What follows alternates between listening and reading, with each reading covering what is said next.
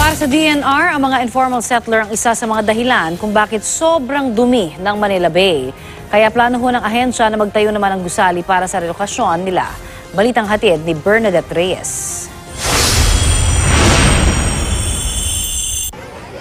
Kahit maitim ang tubig, tuloy lang sa pagligo ang mga taong ito sa tinaguriang Baseco Beach na bahagi ng Manila Bay. Sabi mo, sumisisid ka. Sige, ano nakikita mo pag sumisisid ka? Mga lumot po tsaka basura.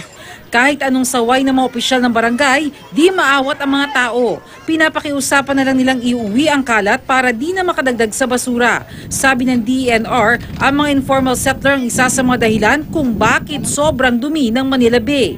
Libu-libong residente ang naninirahan sa paligid ng Manila Bay, ang dumi nila diretso sa dagat. Aminado si DENR Undersecretary Benny Antiporda, mahirap ma-relocate ang mga residente, partikular sa Baseco.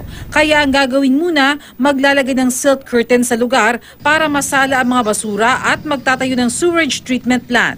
Pero plano ng DENR na magtayo ng mid-rise building sa lugar para mas maraming tao ang ma-relocate. Kailangan meron sila sariling simbahan nila, eskwelahan at hanap buhay kung sakali kung i-relocate sila. Hiling ng mga residente, kung ma-relocate man sila, sana raw sa loob pa rin ng Baseco. Ang Philippine Ports Authority nangakong ibibigay ang 5 hektarya ng kanilang lupa malapit sa Tondo para sa mahigit 2,000 residente ng Isla Puting Bato. Bernadette Reyes, GMA News.